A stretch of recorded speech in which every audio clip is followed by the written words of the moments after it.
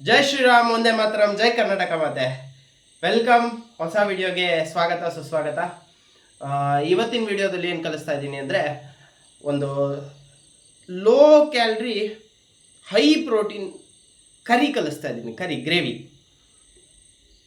ಆ ಕರೀಲಿ ನಿಮಗೆ pure hotel style ಕರಿ ಇರುತ್ತೆ. ತುಂಬ ಟೇಸ್ಟಿಯಾಗಿರುತ್ತೆ. ಚಪಾತಿ, ರೈಸು ಏನಕ್ಕೆ ಬೇಕಾದ್ರೂ ಯೂಸ್ ಮಾಡ್ಬೋದು. 100% ಗ್ಯಾರಂಟಿಡ್. ಒಂದು 40 ಗ್ರಾಮ್ ಅಂತೂ ಪ್ರೋಟೀನ್ ಸಿಗುತ್ತೆ. ಹೇಗೆ ಮಾಡೋದು ಅಂತ ನೋಡ್ಕೊಳ್ಳೋಣ. ಸೀದಾ ಕಿಚನ್ಗೆ. ಸ್ಟವ್ ಹಚ್ಕೊಳ್ಳಿ. ಹಂಗಂತ ಸ್ಟವ್ ಹಚ್ಕೊಳ್ದಲ್ಲೇ ಮಾಡಿಬಿಡಿ. ಅಪ್ರಾಕ್ಸಿಮೇಟ್ಲಿ 1 ಸ್ಪೂನ್ಗಿಂತ ಸ್ವಲ್ಪ ತುಪ್ಪ. ನಾನು ಯಾವ ಅಡುಗೆಗೂ ಎಣ್ಣೆ ಉಪಯೋಗಿಸಲ್ಲ, ಎಲ್ಲದಕ್ಕೂ ತುಪ್ಪನೇ ಹಾಕೋದು. ನೋಡಿ, ತುಂಬ ಕಮ್ಮಿ ತುಪ್ಪ. ಎಷ್ಟು ಹಾಕಿರ್ಬೋದು ಅಂದಾಜು ನೋಡಿ. ಓಕೆ, ತುಪ್ಪ ಆಯಿತು. ಇದು ನನ್ನ ಹೆಂಡತಿ ಚಪಾತಿ ಹಿಟ್ಟು ಕಲಸಿಟ್ಟಿದ್ದಾಳೆ ಚಪಾತಿ ತಿನ್ನೋಕ್ಕೆ. ಈಗ ಉರಿ ಫುಲ್ಲು ಡೌನ್ ಮಾಡಿದ್ದೀನಿ. ಇದು ನನ್ನ ಫೇವ್ರೆಟ್ ಹತಿಯಾರಗಳು. ನೋಡಿ, ಒಂದು ಆನಿಯನ್,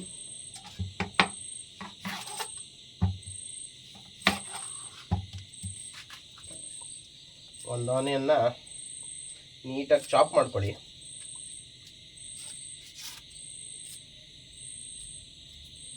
ಆಮೇಲೆ ಸ್ವಲ್ಪ ಟೊಮೆಟೊ ಜಾಸ್ತಿ ಹಾಕಿದ್ರೆ ಟೇಸ್ಟ್ ಬರುತ್ತೆ. ಅದು ಟ್ಯಾಂಗಿ ಬರಲ್ಲ, ಹುಳಿ ಟೊಮೆಟೊ ಅಲ್ಲ.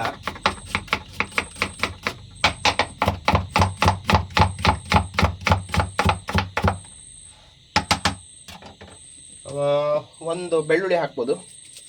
ಒಂದು ಫುಲ್ ಬೆಳ್ಳುಳ್ಳಿ ಬೇಡ, ಬೆಳ್ಳುಳ್ಳಿ ತುಂಬ ಸ್ಟ್ರಾಂಗ್ ಇರುತ್ತೆ.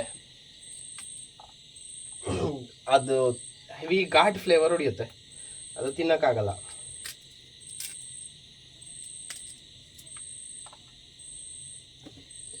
ಒಂದು 4 ಕೆಸ್ಲು ಬೆಳ್ಳುಳ್ಳಿ ಸಾಕು. ಆ್ಯಕ್ಚುಲಿ ಬೆಳ್ಳುಳ್ಳಿ ಎಲ್ಲ ಸಿಪ್ಪೆ ಬಿಡಿಸ್ಕೊಂಡು ಕುತ್ಕೊತಾರೆ. ಸಿಪ್ಪೆ ಬಿಡಿಸೋ ಅವಶ್ಯಕತೆನೇ ಇಲ್ಲ ಬೆಳ್ಳುಳ್ಳಿಲಿ. ಬೆಳ್ಳುಳ್ಳಿ ಹಾಗೆ ಹಾಕಿದ್ರೇ ಟೇಸ್ಟು. ನೋಡಿ, 1-2 ಟೊಮೆಟೊ ನೀಟಾಗಿ ವಾಶ್ ಮಾಡ್ಕೊಳ್ಳಿ.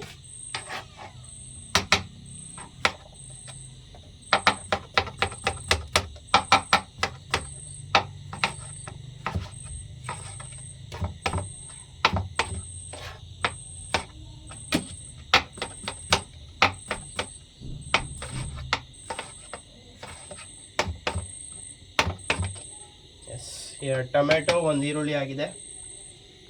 ಚಾಕು ಮುಗೀತು. ಇನ್ನು ಚಾಕಿನ ಕತೆ ಮುಗೀತು. ಇದನ್ನ ನಾವು ಮಿಕ್ಸರಲ್ಲಿ ಗ್ರೈಂಡ್ ಮಾಡ್ಕೋಬೇಕಾಗುತ್ತೆ. ಇದನ್ನು 2 ವೆರೈಟಿಲಿ ಮಾಡ್ಬೋದು ನೀವು. ಅದು ಚಾಯ್ಸ್ ನಿಮಗೆ ಬಿಟ್ಟಿದ್ದು. ನನಗೆ ಸಿಕ್ಕಾಬಟ್ಟೆ ಹೊಟ್ಟೆ ಹಸಿತಿದೆ, ಅದಕ್ಕೋಸ್ಕರ ನಾನು ರಾ ಗ್ರೈಂಡ್ ಮಾಡ್ತೀನಿ. ರಾ ಗ್ರೈಂಡ್ ಮಾಡಿಬಿಟ್ಟು ಇದರಲ್ಲಿ ಹಾಕಿ ಹುರ್ಕೋಬೇಕಾದ್ರೆ ಚೆನ್ನಾಗಿ ಹುರ್ಕೊತೀನಿ. ಮಸಾಲೆ ಉಪ್ಪು ಹಾಕಿ ಟೇಸ್ಟ್ ಅವಾಗ ಚೆನ್ನಾಗಿ ಬರುತ್ತೆ. ಇನ್ನೊಂದು ಥರ ಅಂದರೆ ನೀರಲ್ಲಿ ಇಟ್ಬಿಟ್ಟು ಬಾಯ್ಲ್ ಮಾಡಿ ಅದನ್ನ ಹಾಕಿ ರುಬ್ಬೋದು. ಅದು ಸೂಪರಾಗಿರುತ್ತೆ. ಒಂದು ಒಣಮೆಣ್ಸಿನ್ಕಾಯಿ ಹಾಕಿ, ನೆಕ್ಸ್ಟ್ ಲೆವೆಲ್. ಒಣಮೆಣ್ಸಿನ್ಕಾಯಿ ಅಂದರೆ ಗುಂಟೂರು ಹಾಕ್ಬಿಡಿ. ಗುಂಟೂರು ಬದಲಿಗೆ ಬ್ಯಾಡಿಗೆ ಮೆಣಸಿನ್ಕಾಯಿ ಹಾಕಬೇಕು. ಅದು ಕಲರಿಗೆ ಚಂದ, ಬ್ಯಾಡಿಗೆ ಮೆಣಸಿನ್ಕಾಯಿ. ಇದಿಷ್ಟನ್ನು ಸೀದಾ ಮಿಕ್ಸರ್ ಜಾರಿಗೆ ಹೋಗಲಿ.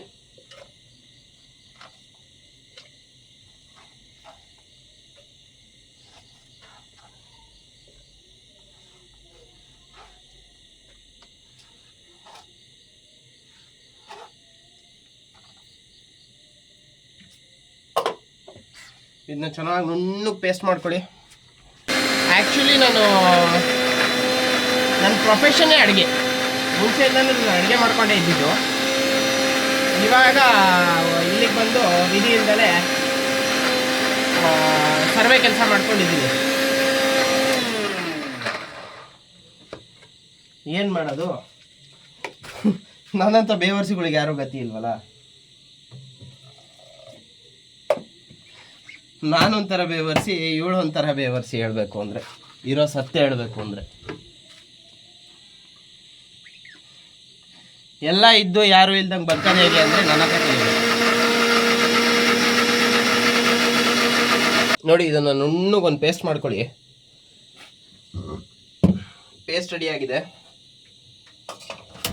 ದೆನ್ ಸ್ಟವ್ ಹಚ್ಕೊಂಡು ಸ್ವಲ್ಪ ಜೀರಿಗೆ,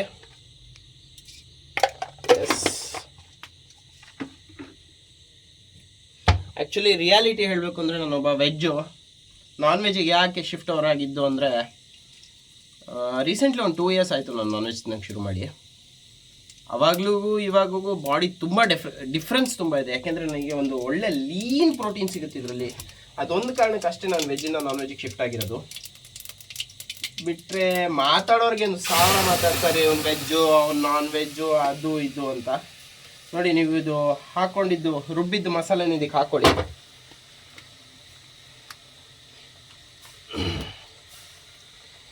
ನೋಡ್ರಿ ಒಂದು ಹೇಳ್ತೀನಿ,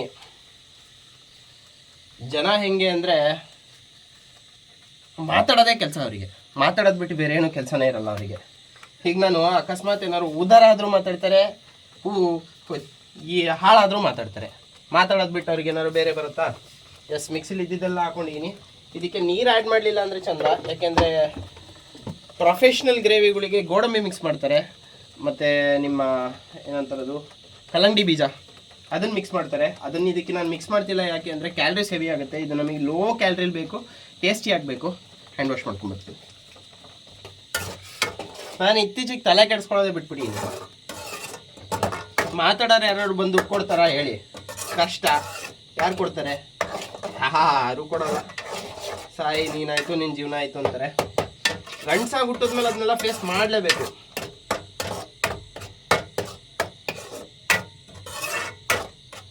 ಎಲ್ಲರಿಗೂ ಅಷ್ಟೇ ಅವ್ರದ್ದೇ ಆದ ಕಷ್ಟಗಳು ಬೆಟ್ಟದಷ್ಟಿರುತ್ತೆ.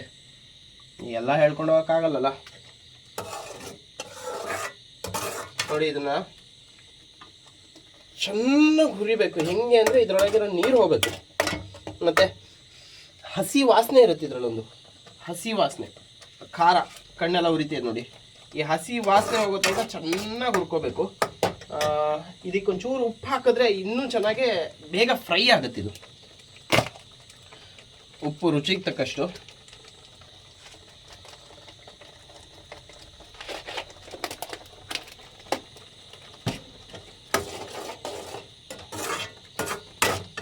ಅದೇ ಹೇಳೋದ್ನಲ್ಲ, 2 ಸ್ಟೈಲಲ್ಲಿ ಮಾಡ್ಕೋಬೋದು ನೀವು. ಆ ಸ್ಟೈಲಲ್ಲಿ ಬೇಕಾದ್ರೂ ಮಾಡ್ಬೋದು, ಈ ಥರ ಸ್ಟೈಲಲ್ಲಿ ಬೇಕಾದ್ರೂ ಮಾಡ್ಬೋದು. ನಿಮಗೆ ಬಿಟ್ಟಿದ್ದು. ಎಲ್ಲ ಸೇಮ್ ಪ್ರೊಸೆಸ್ಸೇ, ಟೇಸ್ಟ್ಗೇನು ವ್ಯತ್ಯಾಸ ಆಗಲ್ಲ. ಈಗ ಅಕಸ್ಮಾತ್ ನಾಳೆ ನಾನು ಏನಾದರೂ ಸಕ್ಸಸ್ಫುಲ್ ಆದೆ, ಈ ಥರ ವೀಡಿಯೋ ಏನೋ ಮಾಡಿ ಏನೋ ಒಂದು ಕಷ್ಟಪಟ್ಟು ಪಲ್ಟಿ ಹೊಡೆದು ಸಕ್ಸಸ್ಫುಲ್ ಆದರೂ ತಲೆ ಹೊಡೆದು ಸಕ್ಸಸ್ ಆಗಿರಬೇಕು ಅನ್ನೋ ಅಂತಾರೆ ಜನಗಳು. ಮಾತೆ ಹಂಗೆ, ಅವ್ರಿಗೆ ಗಾಸಿಪ್ ಬಿಟ್ಟರೆ ಇನ್ನೇನೂ ಬರೋಲ್ಲ. ಹಂಗಾಗಿ ನಾವು ತಲೆ ಕೆಡಿಸ್ಕೊಳ್ಳಲ್ಲ.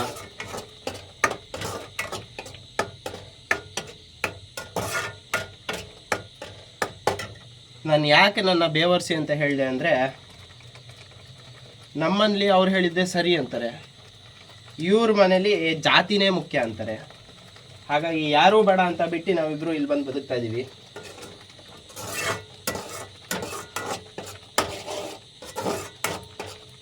ಮತ್ತು ಯಾರ್ಯಾರು ಎಕ್ಸಸೈಸ್ ಮಾಡಿ ಬಾಡಿನ ಟ್ರಾನ್ಸ್ಫಾರ್ಮೇಷನ್ ಮಾಡೋಕ್ಕಾಗಲ್ಲ, ನನಗೆ ಆ ಕಷ್ಟ ಇದೆ, ನನಗೆ ಈ ಕಷ್ಟ ಇದೆ, ಈ ಥರ ನೆಪಗಳು ಹೇಳ್ತಾರಲ್ಲ, ಸೀರಿಯಸ್ಲಿ ಅವ್ನು ಯಾವತ್ತೂ ಬಾಡಿ ಟ್ರಾನ್ಸ್ಫಾರ್ಮೇಷನ್ ಮಾಡಲ್ಲ. ನನಗೆ ಸಿಗೋದು ಡೈಲಿ 500 ರೂಪಾಯಿ ಸಂಬಳ. 500 ರೂಪಾಯಿ 300 ರೂಪಾಯಿ ಇಲ್ಲೇ ತಿಂತಿದ್ದೀನಿ ನಾನು. ಸೊ ನನಗೆ ತಿಂಗಳಿಗೆ ಮನೆ ಬಾಡಿಗೆ ಕಟ್ಟಬೇಕು, ಬೈಕಿಗೆ ಪೆಟ್ರೋಲ್ ಹಾಕ್ಕೋಬೇಕು, ಲಾಟ್ ಆಫ್ ಟೆನ್ಷನ್ಸ್ ಇದೆ, ನೂರಾರು ಟೆನ್ಷನ್ಸ್ ಇದೆ. ಬಟ್ ಆದರೂ ಇದು ಏನಕ್ಕೆ ನಾನು ಡೆಡಿಕೇಶನಲ್ಲಿ ಮಾಡ್ತಾ ಇದ್ದೀನಿ ಅಂದರೆ, ಎವ್ರಿಥಿಂಗ್ ಈಸ್ ಪಾಸಿಬಲ್ ಅಂತ ಒಂದು ತೋರ್ಸೋಕ್ಕೆ. ಮತ್ತು ಏನು ಗೊತ್ತಾ, ದೇಹ ತಿರುಗಿಸೋದು, ದೇಹನ ಚೇಂಜ್ ಮಾಡೋದು ಅಂದರೆ ಏನು ಆಟ ಅಲ್ಲ. ಅದಕ್ಕೆ ದುಡ್ಡು ಖರ್ಚಾಗೇ ಆಗುತ್ತೆ. ಸ್ಟಿರಾಯ್ಡ್ ಹಾಕ್ಬಿಟ್ಟು ಅಂತ ಹೇಳ್ತಾ ಇಲ್ಲ ನಾನು. Without steroid hockey, with steroid hockey. Steroid ಹಾಕಿದ್ರೆ ಇದ್ರ 10ರಷ್ಟು ಕಷ್ಟ ಆಗುತ್ತೆ. ಸ್ಟಿರಾಯ್ಡ್ ಹಾಕಲಿಲ್ಲ ಅಂದ್ರೂ ಖರ್ಚಾಗೇ ಆಗುತ್ತೆ. ಯಾಕೆಂದರೆ ಹೈ ಪ್ರೋಟೀನ್ ಫುಡ್ ತಿನ್ನಲೇಬೇಕು, ಮಾಡಲೇಬೇಕು ಅನ್ನೋ ಡೆಡಿಕೇಶನ್ ಇರುತ್ತೆ. ಮತ್ತು ಜಿಮ್ಮಿಗೆ ಹೋಗ್ಬಿಟ್ಟು ಸಾಕಾಯಿತು ಅದೆಲ್ಲ ಎಕ್ಸಸೈಸು. ಅಂಟಿಲ್ ಫೇಲ್ಯೂರ್ ತನಕ ಎಕ್ಸಸೈಸ್ ಮಾಡಬೇಕು, ಸುಸ್ತಾಗಲೇಬೇಕು. ಮಸಲ್ಸ್ ಎಲ್ಲ ಫೇಲ್ಯೂರ್ ಆಗಬೇಕು, ಸೋರ್ ಆಗಬಾರ್ದು ಮಸಲು. 3-4 ದಿನ ನೋವ್ತಾ ಇದೆ ನನಗೆ, ಆ ಥರ ಎಕ್ಸಸೈಸ್ ಯಾವತ್ತೂ ಇರಬಾರ್ದು. Max to max 2 days pain ಇರಬೇಕು ಮಸಲಲ್ಲಿದ್ದರೆ. ನೋಡಿ ಇದರಲ್ಲಿರೋ ನೀರೆಲ್ಲ ಹೋಗ್ತಾ ಇದೆ. ಈಗ ತಳ ಹಿಡಿಸ್ಬೇಡಿ. ನಾನ್ ಸ್ಟಿಕ್ ಇದ್ರೆ ನಾನ್ ಸ್ಟಿಕ್ ಯೂಸ್ ಮಾಡಿ. ನನ್ನ ಹತ್ರ ನಾನ್ ಸ್ಟಿಕ್ ಇಲ್ಲ. ಆ್ಯಕ್ಚುಲಿ ಏನಂದರೆ south Indian north Indian master chef ನನಗೆ ಅಡುಗೆಲಿ ತುಂಬ ಎಕ್ಸ್ಪೀರಿಯೆನ್ಸ್ ಇದೆ. ತುಂಬ ಅಡುಗೆ ಮಾಡ್ತಾಯಿದ್ದೆ. ತುಂಬ ಅಂದರೆ ತುಂಬ. ಇತ್ತೀಚೆಗೆ ಅದರಲ್ಲೂ ಲಾಸ್ಟ್ ಮೈ ಇಂಟ್ರೆಸ್ಟ್. ಎಲ್ಲದಕ್ಕೂ ದುಡ್ಡು ಬೇಕು ಗುರುವೆ. ದುಡ್ಡಿದ್ರೆ ಜೀವನ, ದುಡ್ಡಿಲ್ಲ ಅಂದರೆ ಏನಿಲ್ಲ. ದುಡ್ಡಿದ್ರೆ ಎಲ್ಲರೂ ಇರ್ತಾರೆ ಜೊತೆಲಿ. ರೋಡಲ್ಲಿ ಹೋಗೋ ದುಶ್ಮನು ದೋಸ್ತ ಆಗ್ತಾನೆ ದುಡ್ಡಿದ್ರೆ. ನಿಮಗೆ ಯಾವುದಾದ್ರೂ ಫುಡ್ಡಿನ ರೆಸಿಪಿ ಬೇಕಿದ್ರೆ ನನಗೆ ಒಂದೇ ಒಂದು ಕಮೆಂಟ್ ಹಾಕಿ, 100% ಆ ಫುಡ್ಡಿನ ರೆಸಿಪಿ ತೋರಿಸ್ಕೊಡ್ತೀನಿ, ಕಲಿಸು ಕೊಡ್ತೀನಿ. ನೋಡಿ ನೀರು ಫುಲ್ಲು ಡ್ರೈ ಆಯಿತು ನೋಡಿ. ಹಸಿ ವಾಸನೆನೂ ಇದರಲ್ಲಿ ಒಂಥರ ಹಸಿ ಘಮ ಇರುತ್ತಲ್ಲ, ಹಸಿ ಘಮನೂ ಹೋಯ್ತು, ಕ್ಲಿಯರ್ ಆಯಿತು. ನನ್ನ ವೈಫು ಮೊಟ್ಟೆ ಬೇಯಿಸಿಟ್ಟಿದ್ದಾಳೆ, 6 ಮೊಟ್ಟೆ ಬೇಯಿಸಿಟ್ಟಿದ್ದಾಳೆ. ನನಗೆ 4 ಮೊಟ್ಟೆ ಬೇಕು ಅಂತ ಹೇಳಿದ್ದೆ ಮುಂಚೆನೇ. ಮೊಟ್ಟೆ ಮಸಾಲೆ ಹೀರಬೇಕು ಅಂತ ನೋಡಿ, ಲೈಟ್ ಒಂದು 2-3 ಕಟ್ ಹೇಳ್ಕೊಳ್ಳಿ ಈ ಮೊಟ್ಟೆ ಮೇಲೆ. ಇದು ಹಾಫ್ ಕಟ್ ಮಾಡು ಹಾಕ್ಬೋದು ನೀವು, ಫುಲ್ ಬೇಕಾದರೂ ಹಾಕ್ಬೋದು. ನಾನು ಯಾಕೆ ಈ ಥರ ಹಾಫ್ ಕಟ್ ಮಾಡ್ದಲ್ಲೇ ಹಾಕ್ತೀನಿ ಅಂದರೆ, ನನಗೆ ಎಲ್ಲೋ ಬೇಡ, ಒಂದ್ರದ್ದು ಮಾತ್ರ ಎಲ್ಲೋ ತಿಂತೀನಿ, ಇನ್ನು ಮಿಕ್ಕಿದೆಲ್ಲ ವಿತೌಟ್ ಎಲ್ಲೋ ತಿಂತೀನಿ ನಾನು.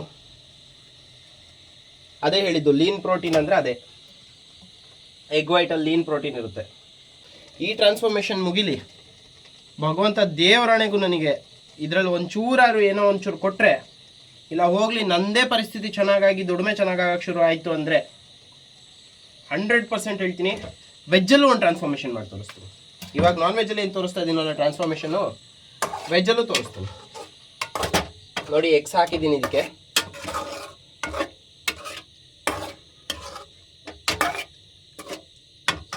ಎಗ್ಸ್ ಹಾಕಿದ್ಮೇಲೆ ಇದಕ್ಕೆಲ್ಲ ಥರದ ಮಸಾಲೆಗಳು ಹಾಕ್ಕೊಳ್ಳಿ. ಒಂದು ಖಾರದ ಪುಡಿ, ಇದಕ್ಕೆ ನೀವು ಮೆಣಸಿನ್ಕಾಯಿ ಬೇಕಾದ್ರೆ ಆ್ಯಡ್ ಮಾಡ್ಬೋದು, ರುಬ್ಬೇಕಾದ್ರೆ ಮೆಣಸಿನ್ಕಾಯಿ ಆ್ಯಡ್ ಮಾಡ್ಬೋದು. ನಾನು ಮೆಣಸಿನ್ಕಾಯಿ ಏನಕ್ಕೆ ಆ್ಯಡ್ ಮಾಡಿಲ್ಲ ಅಂದರೆ, ಸ್ವಲ್ಪ ಗ್ಯಾಸ್ಟ್ರಿಕ್ ಇಶ್ಯೂಸ್ ಆಗುತ್ತೆ ಅಂತೇಳಿ ಮೆಣಸಿನ್ಕಾಯಿ ಆ್ಯಡ್ ಮಾಡಿಲ್ಲ. ನೋಡಿ ಸ್ವಲ್ಪ ಹಳದಿ,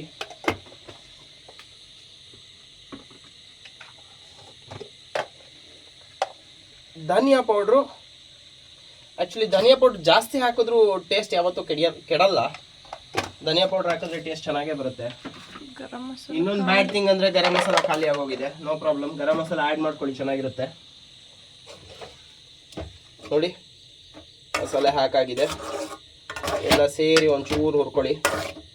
ನೋಡಿ ಇದೊಂದು ಅಪ್ರಾಕ್ಸಿಮೇಟ್ಲಿ ಮ್ಯಾರಿನೇಟ್ ಮಾಡಿ ಇಟ್ಟಿರೋ ಚಿಕನ್ನು ಒಂದು 50 ಗ್ರಾಮ್ಸ್ ಇದೆ. ಆ್ಯಕ್ಚುಲಿ ಇದನ್ನು ನಾನು ಕಟ್ ಮಾಡೋಕ್ಕೆ ನನಗೆ ಇಷ್ಟನೇ ಆಗಲ್ಲ, ತಿನ್ನೋಕ್ಕೂ ಇಷ್ಟ ಆಗಲ್ಲ, ಕಟ್ ಮಾಡೋಕ್ಕೂ ಇಷ್ಟ ಆಗಲ್ಲ. ಆದರೂ ಒಂದು ಎಕ್ಸಸೈಸ್ ನಾನು ಮಾಡಲೇಬೇಕು ಅನ್ನೋ ಹಠಕ್ಕೆ ನಾನು ತಿಂತೀನಿ. ವೆಜ್ಜಲ್ಲಿ ಆಗಲ್ಲ ಅಂತ ನಾನು ಹೇಳ್ತಿಲ್ಲ, ಖಂಡಿತ ವೆಜ್ಜಲ್ಲಿ ಆಗುತ್ತೆ. ಬಟ್ ಆ ಶಾರ್ಟ್ ಪೀರಿಯಡ್, ಆ ಶಾರ್ಟ್ ಟೈಮಲ್ಲಿ ವೆಜ್ ಅಷ್ಟೊಂದು ಸಕ್ಸಸ್ಫುಲ್ ಆಗಕ್ಕೆ ಸಾಧ್ಯ ಇಲ್ಲ. ಮತ್ತು ಅದ್ರ ಜೊತೆ ತುಂಬ ಕಾಪ್ಸು ಸಿಗುತ್ತೆ, ಮತ್ತು ಫ್ಯಾಟ್ಸು ಜಾಸ್ತಿ ಸಿಗುತ್ತೆ, ಇದೆಲ್ಲ ಪ್ರಾಬ್ಲಮ್ಸ್ ಇರುತ್ತೆ. ತೊಂದರೆ ಇಲ್ಲ, ವೆಜ್ಜಲ್ಲಿ ಮಾಡೋರು ಹ್ಯಾಟ್ಸ್ ಆಫ್. ಬೇರ್ದಿಲ್ದಿರೋ ಇನ್ಫ್ಲುಯೆನ್ಸರ್ಗಳು ಹೇಳ್ತಾರೆ 6 ಪ್ಯಾಕ್ ಹೆಂಗೆ ಮಾಡೋದು ಅಂತಂದರೆ, ಮಲ್ಕೊಂಬಿಟ್ಟು ಒಂದೆರಡು ಎಕ್ಸಸೈಸ್ ತೋರಿಸ್ತಾರೆ, ಈ ಥರ ಏನಾದ್ರು ಒಂದು ಎಕ್ಸಸೈಸ್ ತೋರಿಸ್ತಾರೆ, ಅದನ್ನೆಲ್ಲ ಮಾಡಿ 6 ಪ್ಯಾಕ್ ಬರುತ್ತೆ ಅಂತಾರೆ.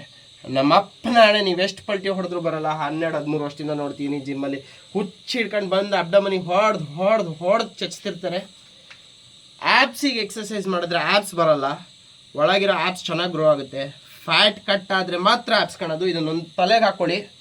ಸುಮ್ಮನೆ ಹೋಗ್ಬಿಟ್ಟು ಡೈಲಿ ಆ್ಯಪ್ಸಿಗೆ ಮಾಡೋದು ವೇಸ್ಟ್ ಆಫ್ ಟೈಮ್. ಮಾಡಬೇಡಿ ಆ ಕೆಲಸನ.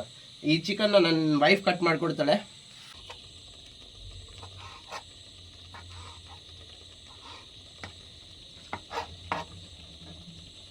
ಸಾಧಾರಣವಾಗಿ ಸ್ವಲ್ಪನೇ ನೀರು ಕೊಡಿ, ಯಾಕೆಂದರೆ ಕರಿದು ಥಿಕ್ನೆಸ್ ಹೋಗುತ್ತೆ. ಗೋಡಂಬಿ ಹಾಕಿದ್ರೆ ಥಿಕ್ನೆಸ್ಸು ತುಂಬ ಬರುತ್ತೆ. ಗೋಡಂಬಿ ಹಾಕಿಲ್ಲ ನಾನು, ನನಗೆ ಕ್ಯಾಲ್ರಿ ಲೋ ಆಗಬೇಕು. ಗೋಡಂಬಿಲಿ ಹೈ ಕ್ಯಾಲ್ರೀಸ್ ಇರುತ್ತೆ. ನೋಡಿ ಅಂದಾಜು ಬೇಕಾದಷ್ಟು 1 ಲೋಟ ತೊಗೊಂಡಿದ್ದೀನಿ ನೀರು. ಈಗ ಒಂಚೂರು 1/4 ಲೋಟ ಹಾಕಿದೆ. ಚೂಚೂರೆ ಆ್ಯಡ್ ಮಾಡ್ತಾ ಹೋಗಿ ನೀರನ್ನ. ಸುರಿದ್ರೆ ಟೇಸ್ಟ್ ಚೆನ್ನಾಗಿರಲ್ಲ, 100% ಹೇಳ್ತೀನಿ. ನೀರು ಸುರಿದ್ಬಿಟ್ಟು ಆಮೇಲೆ ಇದೆಂಥ ರೆಸಿಪಿ ಕೊಟ್ಟ ಗುರು ಅನ್ಬಾರ್ದು ನನಗೆ. ಎಸ್ ನೋಡಿ, ಈಗ ರಿಜೋರ್ ಮಾಡ್ಕೊಳ್ಳೋಣ ನಮ್ಮ ಕರಿ. ಚೂರು ಹಾಗೆ ಟೇಸ್ಟ್ ಮಾಡುವ. ಉಪ್ಪು ಕಮ್ಮಿ ಇದೆ, ಮುಂಚೆ ಒಂದೇ ಚೂರು ಉಪ್ಪು ಹಾಕಿದ್ದಲ್ಲ. ಉಪ್ಪು ಹಾಕುವ. ನನಗೆ ಈ ಉಪ್ಪಲ್ಲಿ ಅಂದಾಜೆ ಸಿಗಲ್ಲ, ನನಗೆ ಕಲ್ಲುಪ್ಪು. ಏನಿಲ್ಲ ಅಂದರೂ 100 ಜನಕ್ಕಲ್ಲ 1000 ಜನಕ್ಕೆ ಬೇಕಾದ್ರೂ ಅಡುಗೆ ಮಾಡ್ತೀನಿ.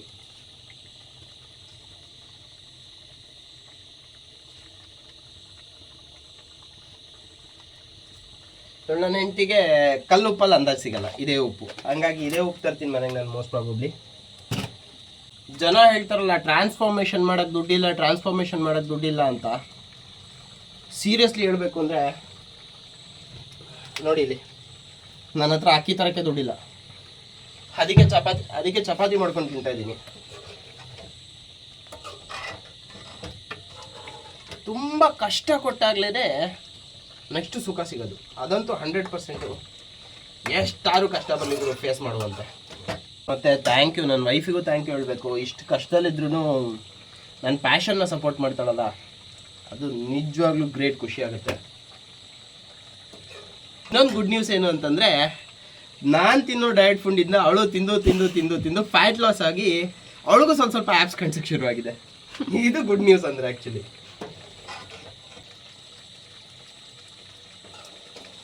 ನೋಡಿ, ಟೇಸ್ಟ್ ಅದ್ಭುತವಾಗಿ ಬಂದಿದೆ. ಗರಂ ಮಸಾಲೆನೇ ಹಾಕಿಲ್ಲ, ಆದರೂ ಟೇಸ್ಟ್ ಅದ್ಭುತವಾಗಿದೆ.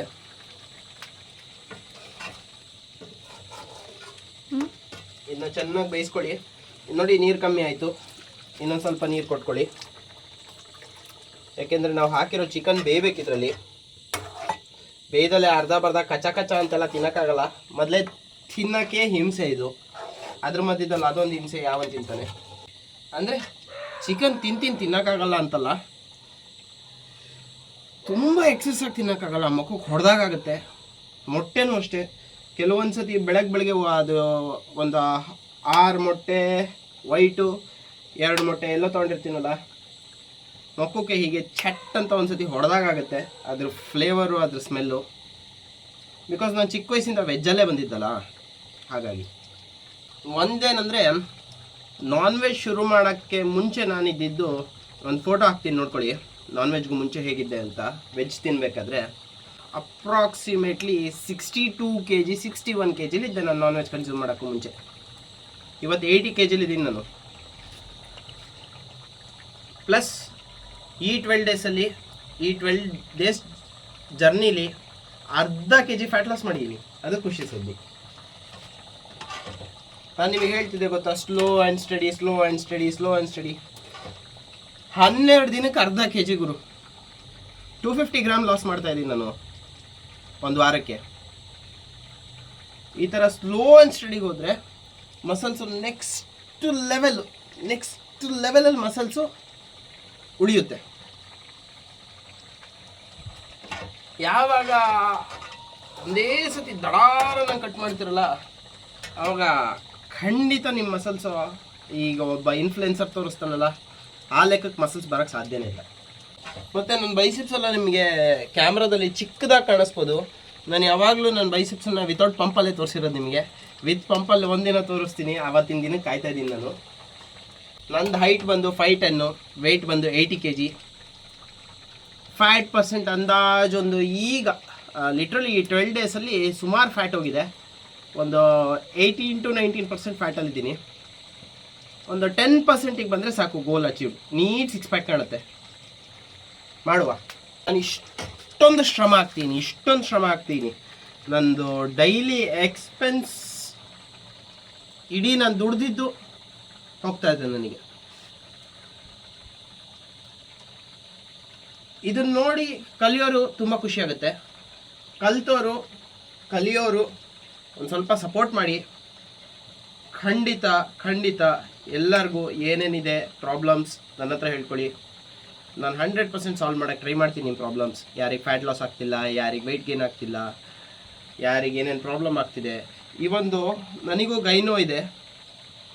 ಇದು ಹಾರ್ಮೋನ್ ಇಂಬ್ಯಾಲೆನ್ಸಿಂದ ಬಂದಿದ್ದು ಗೈನೋ. ನನ್ನ 10th ಫಸ್ಟ್ ಇಯರಲ್ಲೇನೋ ಬಂದಿದ್ದು ನನಗಿದು ಗೈನೋ.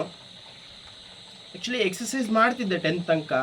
10th ಆದಮೇಲೆ ಫಸ್ಟ್ PU ಆದಮೇಲೆ ಮುಂಚೆ ಚಿಕ್ಕ ವಯಸ್ಸಿಂದನೂ ಡಿಪ್ರೆಸ್ಡ್ ಫೆಲೋ ನಾನು. ಕೆಲವೊಂದು ಕಾರಣಗಳಿರುತ್ತೆ, ಮನೆ ಪ್ರಾಬ್ಲಮ್ ಇರ್ಬೋದು, ಮತ್ತೊಂದಿರ್ಬೋದು, ಬೇರೊಂದಿರ್ಬೋದು. ತುಂಬ ಡಿಪ್ರೆಷನಲ್ಲಿ ಇರ್ತಿದ್ದೆ ಎನಿ ಟೈಮು. ಈ ಒಂದು ನನ್ನ ಉಗುರು ನೋಡಿ, ಇಷ್ಟು ವರ್ಷದಲ್ಲಿ ನನ್ನ ಲೈಫಲ್ಲಿ ಫಾರ್ ದಿ ಫಸ್ಟ್ ಟೈಮ್ ಇವತ್ತು ಉಗುರು ಬಿಟ್ಟಿರೋದು. ದಿನ ನನ್ನ ಬೆರಳುಗಳು ರಕ್ತ ಬರೋದು, ಅಷ್ಟು ಉಗುರು ಕಚ್ತಿದ್ದೆ ನಾನು. ಡಿಪ್ರೆಷನ್ ಮೇಡ್ ಮೀ ಸ್ಟ್ರಾಂಗ್ ಅಷ್ಟೇ. ಇವತ್ತು ನಾನು ಡಿಪ್ರೆಷನ್ ಏನೂ ಇಲ್ಲ, ಆರಾಮಾಗಿ ರಾತ್ರಿ ನಿದ್ದೆ ಮಾಡ್ತೀನಿ, ಆರಾಮಾಗಿದ್ದೀನಿ, ನೋ ಟೆನ್ಷನ್ಸ್. ಯಾರು ಹೇಗಾದರೂ ಏನಾರು ಹಾಳಾಗೋಗ್ಲಿ, ನಾನು ನಿಮ್ಮದೇ ಇರ್ತೀನಿ ಗುರು. ಮತ್ತು ನೋಡಿ ಥಿಕ್ ಕರಿ ರೆಡಿ ಆಗ್ತಿದೆ, ಥಿಕ್ಕಾಗಿ ಆಗ್ತಿದೆ. ಎಸ್ ನೋಡಿ, ಥಿಕ್ನೆಸ್ ನೋಡ್ಬೋದು.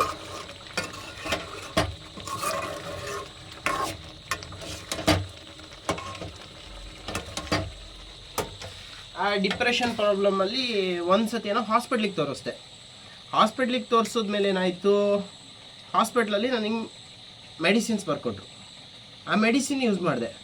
ಆ ಮೆಡಿಸಿನ್ ಯೂಸ್ ಮಾಡಿದಾಗ ಫ್ಯಾಟ್ ಇದ್ದಕ್ಕಿದ್ದಂಗೆ ಒಂದೇ ಸತಿ ಸ್ಪೈಕ್ ಆಯಿತು. ಫ್ಯಾಟು ಸ್ಲಿಮ್ ಆ್ಯಂಡ್ ಫಿಟ್ ಆಗಿದ್ದು ಒಂದೇ ಸತಿ ಊದ್ಕೊಂಡ್ಬಿಟ್ಟೆ ದಡಾರ್ ಅಂತ. ಊದ್ಕೊಂಡಾಗ ಏನಾಯಿತು, ಹಾರ್ಮೋನ್ ಇಂಬ್ಯಾಲೆನ್ಸ್ ಆಯಿತು ಬಾಡೀಲಿ. ಸುಮಾರು ಥರ ಪ್ರಾಬ್ಲಮ್ಮು, ಸಿಟ್ಟು ಏನೋ ಒಂಥರ ಹಿಂಗೆ ಮಂಕಾಗಿರ್ತಿದ್ದೆ ಎನಿ ಟೈಮು. ಮೆಡಿಸಿನ್ ಪವರ್ಗೂ ಏನೋ ಗೊತ್ತಿರಲಿಲ್ಲ. ಎಕ್ಸ್ಟ್ರೀಮ್ ನಿದ್ದೆ ಯಾವಾಗಲೂ ಎಕ್ಸ್ಟ್ರೀಮ್ ನಿದ್ದೆ. ಆವಾಗ ಏನೋ ಒಂದು ಟೈಟು ಗಟ್ಟಿ ಫೀಲ್ ಆಗೋದು. ಆವಾಗ ಅಷ್ಟು ನಾಲೆಡ್ಜ್ ಇರಲಿಲ್ಲ ನನಗೆ ಏನು ಅಂತ. ಆವಾಗಲೇ ಏನಾದ್ರು ಗೊತ್ತಾಗಿದ್ದರೆ ರಫ್ ಅಂತ ಅದನ್ನು ಏನೋ ಒಂದು ಮಾಡ್ಬೋದಾಗಿತ್ತು. ಅವಾಗೇನು ಗೊತ್ತಾಗಲಿಲ್ಲ ನನಗೆ. ಅದನ್ನು ಹಾಗೆ ಬಿಟ್ಟೆ, ಅದು ಇಂಪ್ರೂವ್ ಆಗೋಯ್ತು. ಗೈನೋ ಈಗಲೂ ಇದೆ ನನ್ನ ಹತ್ರ. ಬಟ್ ಅಪ್ಪರ್ ಚೆಸ್ಟಿಗೆ ಚೆನ್ನಾಗಿ ಟ್ರೈನ್ ಮಾಡಿಬಿಟ್ಟು ಗೈನೋ ಹೈಡ್ ಮಾಡೋದು ಕಲ್ತೀನಿ ಅಷ್ಟೇ. ತುಂಬ ಚಿಕ್ಕ ಗೈನೋ ಇರೋದು, ಚೆನ್ನಾಗಿ ಹೈಡ್ ಮಾಡ್ತೀನಿ. ಆದರೆ ಬರೀ ಸ್ಟಿರಾಯ್ಡ್ಸಿಂದನೇ ಗೈನೋಕೊಮೆಸ್ಟ್ರಿಯಾ ಬರುತ್ತೆ ಅಂದರೆ ತಪ್ಪು. ಹಾರ್ಮೋನ್ ಇಂಬ್ಯಾಲೆನ್ಸಿಂದನೂ ಬರ್ಬೋದು, ಬೇರೆ ಏನಾದ್ರು ಫಿಸಿಕಲ್ ಕಂಡೀಷನಿಂದನೂ ಬರ್ಬೋದು. ಹೀಗೆ ಹತ್ತತ್ರ ನಾನು ನೋಡ್ದಂಗೆ 70% ಜನಕ್ಕೆ ಗೈನೋ ಇರುತ್ತೆ. ಇನ್ನು ಮಿಕ್ಕವರಿಗೆ ಚೆನ್ನಾಗಿರುತ್ತೆ ಚೆಸ್ಟು. ಪ್ರತಿಯೊಬ್ಬರಿಗೂ ಇದೊಂದು ಡಿಪ್ರೆಷನ್ ಪ್ರಾಬ್ಲಮ್ ನಾರ್ಮಲ್ ಆಗೋಗ್ಬಿಟ್ಟಿದೆ ಇತ್ತೀಚೆಗೆ. ಎಲ್ಲರಿಗೂ ಟೆನ್ಷನ್ ಗುರು, ಎಲ್ಲರಿಗೂ ಟೆನ್ಷನ್. ಒಂದೇ ಟೆನ್ಷನು, ದುಡ್ಡಿಂದು. ದುಡ್ಡಿದ್ರೆ ನ್ಯಾಯ ಸಿಗುತ್ತೆ, ದುಡ್ಡಿಲ್ಲ ಅಂದರೆ ಮುಗೀತು, ಅವನ್ನ ಹಾಕೊಂಡು ತೊಳಿಯೋದೇ ಕೆಳಗೆ. ಎಸ್, ನಮ್ಮ ಕರಿ ರೆಡಿಯಾಗಿದೆ ನೋಡಿ. ಒಂದ್ಸತಿ ಇದಕ್ಕೆ ಕೊತ್ತಂಬರಿ ಸೊಪ್ಪು ಉದುರಿಸ್ಬೋದು, ಉರಿಬೇಕಾದ್ರೆ ಕರಿಬೇವು ಸೊಪ್ಪು ಹಾಕ್ಬೋದು. ಸಾರಿ, ನನ್ನ ಕೈಲಿರೋದು ಇಷ್ಟೇ, ನನ್ನ ಹತ್ರ ಬಜೆಟ್ ಇಲ್ಲ ಇರೋ ವಿಷಯ. ಏನು ಸುಳ್ಳು ಹೇಳೋದು? ಇಲ್ಲ ಅಂದರೆ ಇಲ್ಲ ಅಂತೀನಿ ಗುರು. ಅಂಥ ಶೋಕಿಗಳೆಲ್ಲ ಇಲ್ಲ ನಮಗೆ. ಇದ್ದರೆ ಇದೆ ಅಷ್ಟೇ. ಆ್ಯಕ್ಚುಲಿ ಉಡುಪಿಲಿ ಸಿಕ್ಕಾಪಟ್ಟೆ ಮಳೆ ಕೆಲಸಗಳು ನಡೀತಾ ಇಲ್ಲ ಮಳೆಯಿಂದ. ಹೋಗಿದ್ದು ಬಂದಿದ್ದ ಜಾಗದಲ್ಲೆಲ್ಲ ಕೆರೆ ನೀರು ತುಂಬ್ಕೊಂಡ್ರೆ ಇನ್ನೆಂಥ ಕೆಲಸ ಮಾಡೋದು? ಓಕೆ, ಈಗ ನನ್ನ ಹೆಂಡತಿಗೆ ಚಪಾತಿ ಮಾಡೋಕ್ಕೆ ಕೊಡ್ತೀನಿ. ಒಂದು ಚಪಾತಿ ರೆಡಿ ಮಾಡಲಿ, ತಿಂದುಬಿಟ್ಟು ಟೇಸ್ಟ್ ಹೇಗಿದೆ ಹೇಳ್ತೀನಿ. ನೋಡಿ, ಹೈ ಪ್ರೋಟೀನ್ ಮೀಲ್ ರೆಡಿಯಾಗಿದೆ. ಇದರಲ್ಲಿ ನಿಮಗೆ ಒಂದು ಹೋಲ್ ಎಗ್ ತಿಂತೀನಿ, ಇನ್ನು ಮಿಕ್ಕಿದೆಲ್ಲ ಎಗ್ ವೈಟ್ಸ್ ತಿಂತೀನಿ. ಯಾಕೆ ಫುಲ್ ಮೊಟ್ಟೆ ಹಾಕಿದ್ದೀನಿ ಅಂತಂದರೆ, ನಾನು ನೀಟಾಗಿ ತೆಗೆದಿಡ್ಬೋದು ಅಂತ ಫುಲ್ ಮೊಟ್ಟೆ ಹಾಕಿದ್ದೀನಿ. ಇದರಲ್ಲಿ ಅಪ್ರಾಕ್ಸಿಮೇಟ್ಲಿ ನಿಮಗೆ ಒಂದು ಮೊಟ್ಟೆ ಹೋಲ್ ಎಗ್ಗಲ್ಲಿ 6 ಗ್ರಾಮ್ ಪ್ರೋಟೀನ್ ಸಿಗುತ್ತೆ. ಇನ್ನು 3ರಲ್ಲಿ 9 ಗ್ರಾಮ್ ಪ್ರೋಟೀನ್ ಸಿಗುತ್ತೆ. 9 ಒಂದು ಇದರಲ್ಲಿ 15 ಗ್ರಾಮ್ ಪ್ರೋಟೀನ್ ಸಿಕ್ತು. ಅಪ್ರಾಕ್ಸಿಮೇಟ್ಲಿ ಚಿಕನಲ್ಲಿ ಒಂದು 5 ಗ್ರಾಮ್ ಅಂತಲೇ ಇಟ್ಕೊಳ್ಳಿ, 20 ಗ್ರಾಮ್ ಪ್ರೋಟೀನ್ ಆಯಿತು. ರಾತ್ರಿಗೆ ವೇ ಪ್ರೋಟೀನ್ ಕನ್ಸ್ಯೂಮ್ ಮಾಡ್ತೀನಿ. ವೇ ಪ್ರೋಟೀನಲ್ಲಿ ಒಂದು 25 ಗ್ರಾಮ್ ಪ್ರೋಟೀನ್ ಸಿಗುತ್ತೆ. ಅಲ್ಲಿಗೆ 45 ಗ್ರಾಮ್ ಪ್ರೋಟೀನ್ ರಿಕ್ವೈರ್ಮೆಂಟ್ ಫುಲ್ಫಿಲ್ ಆಯಿತು. ಇದರಲ್ಲಿ ಒಂದು 210 ಕ್ಯಾಲ್ರಿ ಸಿಗುತ್ತೆ. 210 ಒಂದು 220 ಅಂತ ಇಟ್ಕೊಳ್ಳಿ. ಯಾರೂ ನಿಮಗೆ ರೈಟ್ ಕ್ಯಾಲ್ರೀಸ್ ಯಾರೂ ಕೌಂಟ್ ಮಾಡಿಲ್ಲ. ಕ್ಯಾಲ್ರೀಸ್ನ ಯಾವ ಥರ ಅಂದರೆ ನಿಮ್ಮ ಬಾಡಿ ಹೇಗೆ ರಿಯಾಕ್ಟ್ ಮಾಡ್ತಿದೆ ಅನ್ನೋದ್ರ ಮೇಲೆ ಕ್ಯಾಲ್ರೀಸು ನೀವೇ ಅದನ್ನ ಅರ್ಥ ಮಾಡ್ಕೋಬೇಕು. ಎಕ್ಸ್ಪೀರಿಯನ್ಸ್ ಕಲಿಸುತ್ತೆ, ಯಾರೂ ಕಲ್ಸೋಕ್ಕಾಗಲ್ಲ, ಅದಂತೂ ಸತ್ಯ. ಟೇಸ್ಟ್ ಮಾಡಿ ನೋಡೋಣ ಹೇಗಿದೆ ಅಂತ.